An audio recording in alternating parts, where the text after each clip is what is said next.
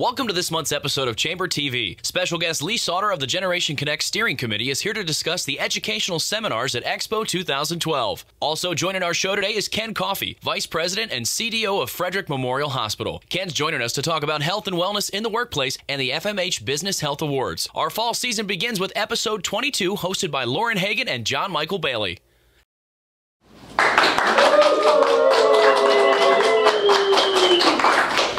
Welcome to episode 22. I'm Lauren Hagan, here with my co-host Jon-Mikel Bailey.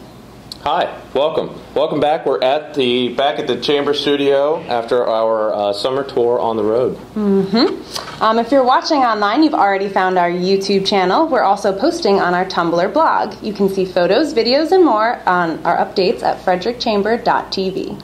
All right, let's talk a little bit about some Positively Frederick. Absolutely. Anyone can submit a story about something good that happened in Frederick County on the Chamber's community blog, Positively Frederick. And this month we've featured a post submitted by David Esworthy, the market president at First United Bank and Trust.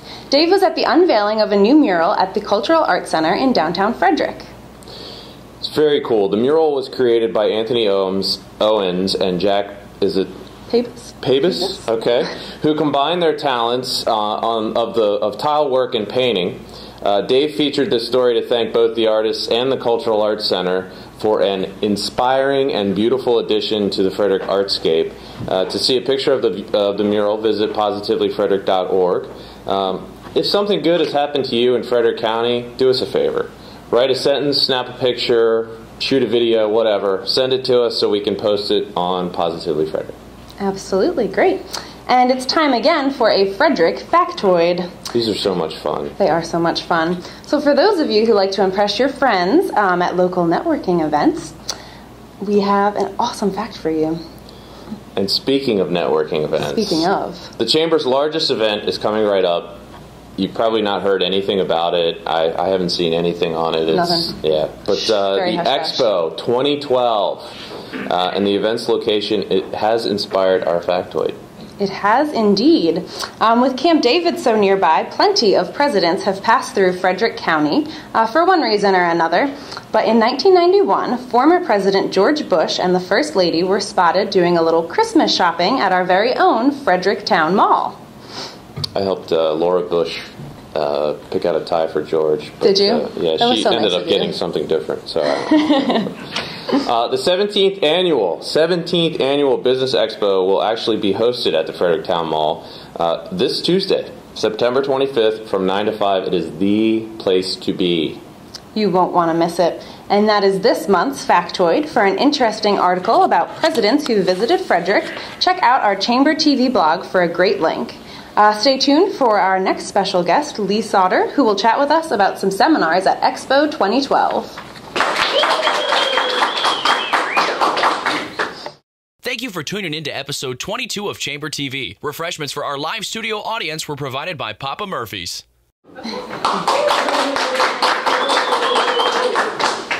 Welcome back.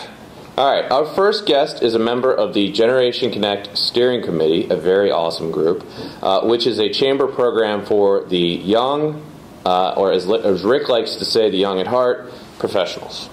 Absolutely. Generation Connect is sponsoring 8 free business seminars at Expo this Tuesday. In addition to, are we bringing her in? We are bringing her in. Well, yeah, here she comes. Here she comes.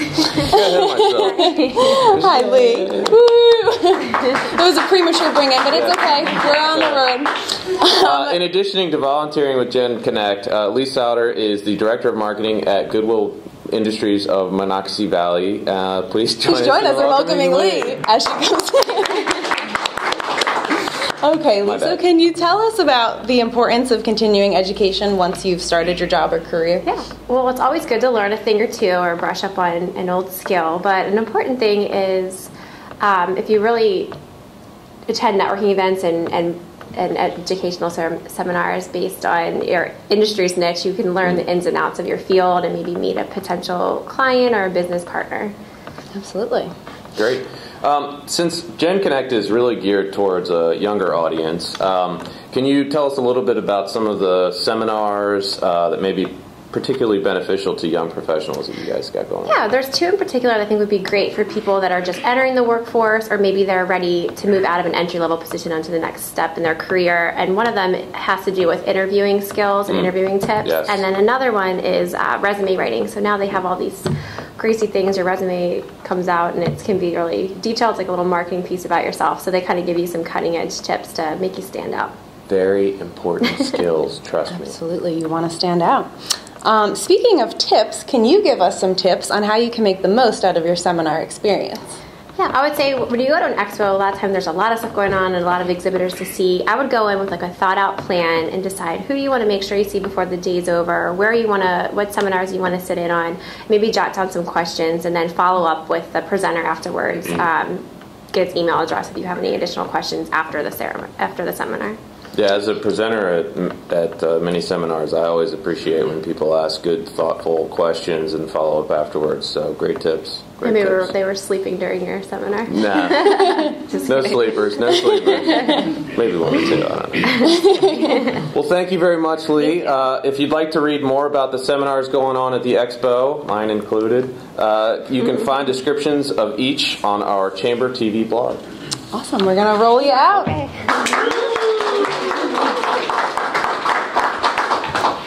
Well, one great benefit of Chamber membership is exclusive member-to-member discounts. Not only are you saving money, but you're supporting local businesses.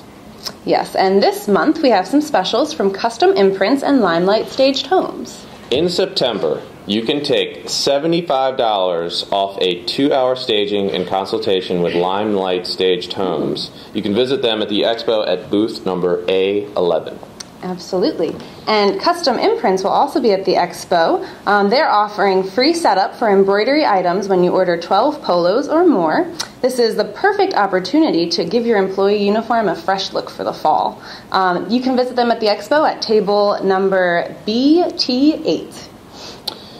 You can find these discounts and many more on our website. Visit frederickchamber.org and click on the red button that says member-to-member discount. Member-to-member coupons. It's very, very easy to see. Absolutely. We'll be right back with our next special guest. Don't change the channel. Are you interested in supporting Chamber TV? Each month, an episode sponsor will be recognized during this commercial break. To learn more about promoting your company on Chamber TV, call 301-662-0745. Welcome back. On episode 18 of Chamber TV, we had a special guest, Terry O'Malley from the hospital, talk with us about the Healthy Frederick initiative. Since health and wellness play such a critical role in the workplace, we've invited our next guest to discuss the upcoming FMH Business Health Awards. Ken Coffey is the Vice President and Chief Development Officer at Frederick Memorial Hospital. Please join me in welcoming Ken. Whoa! Slow down here. There's a speed limit in the Chamber studio. All right. Okay. All right, well, now that we've got Ken safely in here, can you tell us a little bit about the history behind the Business Health Awards? Yeah, this was a program that was developed by one of the actually fundraising committees of the hospital's development council, the Business and Industry Committee. And this group, of course, they're involved in solicitation of charitable gifts, but one of the things that we came up with as part of that was to try to give something back to the business community. And one of the thoughts was the idea of recognizing local businesses that have developed health and wellness and health promotion programs in their workplace. And so the old adage of an ounce of prevention beats a pound of cure is certainly apropos for this sort of thing, and we felt it was a good way to recognize area businesses that do this for their employees. Great, yeah, and we know that the awards highlight businesses that have an extraordinary commitment to health and wellness in the workplace. So can you give us some examples of past programs implemented that have really gone above and beyond? Yeah, it's kind of soup to nuts, really.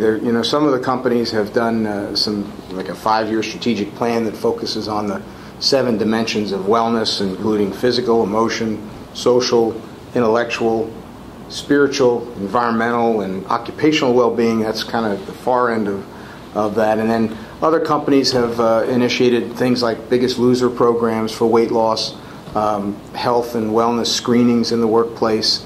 One of the things we're seeing a lot of companies do, EDCO has got a big team coming up in the Pink Ribbon 5K, right. and when a lot of employers now are sort of sponsoring teams in these various kind of runs and so forth as a way to spark interest in health promotion and wellness, but also at the same time supporting important community causes. And so it's a good little mix right there.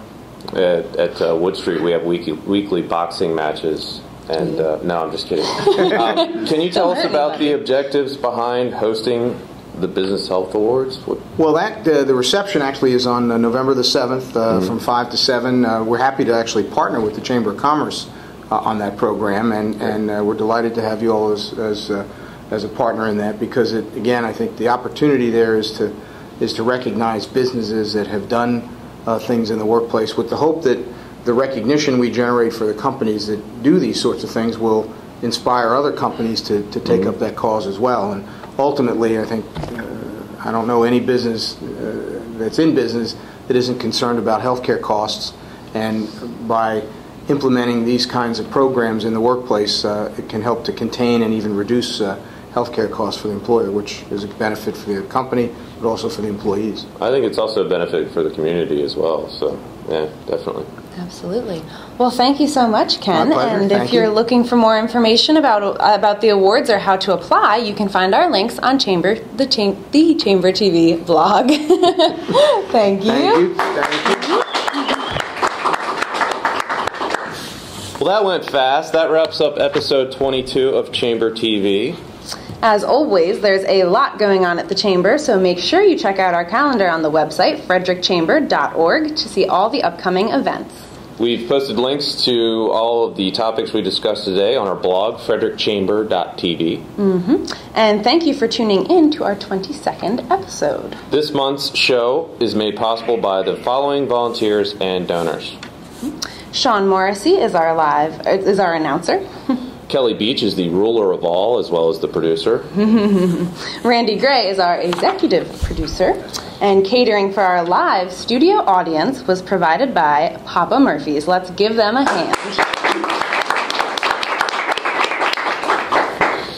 And thank you to everyone here with us today. Woo! Great crowd. Thank you for tuning in. Join us in the live studio audience when we record our next episode, Friday, October 19th at 1 p.m. Save that date. We hope you'll join us, but between now and then, we'll see you around town and online at frederickchamber.tv.